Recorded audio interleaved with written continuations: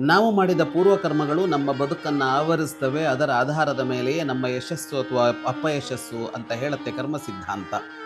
ಎಷ್ಟೋ ಸಲ ಏನಾಗುತ್ತೆ, ಅಪಯಶಸ್ಸುಗಳು ನಿರಂತರವಾದಾಗ, ಮತ್ತೆ ಮತ್ತೆ ಬಂದಾಗ, ನಮ್ಮ ಪ್ರಯತ್ನಗಳು ವಿಫಲ ಆದಾಗ ಸಾಕು ಬದುಕು ಅಂತ ಅನಿಸುತ್ತೆ. ನನಗಿನ್ನೇನು ಮಾಡೋದಕ್ಕೆ ಸಾಧ್ಯವಿಲ್ಲ ಅಂತ ಅನ್ನಿಸಿಬಿಡತ್ತೆ.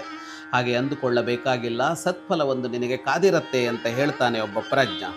ನೈವಾಕೃತಿ ಫಲತಿ ನೈವ ಕುಲನ್ನ ಶೀಲಂ ವಿದ್ಯಾಪಿ ನೈವನ ಚ ಯತ್ನ ಕೃತಾಪಿ ಸೇವಾ ಭಾಗ್ಯಾನಿ ಪೂರ್ವತಪಸಾ ಕೆಲ ಸಂಚಿತಾನಿ ಕಾಲೇ ಫಲಂತಿ ಪುರುಷಸ್ಯ ಯಥೈವ ವೃಕ್ಷಾಃ.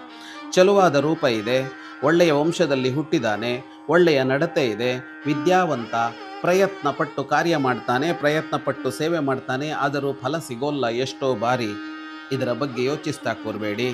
ನೀವು ಹಿಂದೆ ಮಾಡಿದ ತಪಸ್ಸಿನ ಫಲವೊಂದು ಭಾಗ್ಯವಾಗಿ ನಿಮ್ಮ ಬದುಕಿನಲ್ಲಿ ಆವಿರ್ಭವಿಸಿಯೇ ಆವಿರ್ಭವಿಸುತ್ತೆ. ಯಾವಾಗ ಅಂತಂದರೆ ಅದಕ್ಕೆ ಕಾಲ ಕೂಡಿ ಬರಬೇಕು. ವೃಕ್ಷದಲ್ಲಿ ಹೂ ಬಿಡುವ ಸಾಮರ್ಥ್ಯ ಇದೆ, ಕಾಲ ಬರದೆ ಮರದಲ್ಲಿ ಹೂ ಅರಳೋದಿಲ್ಲ.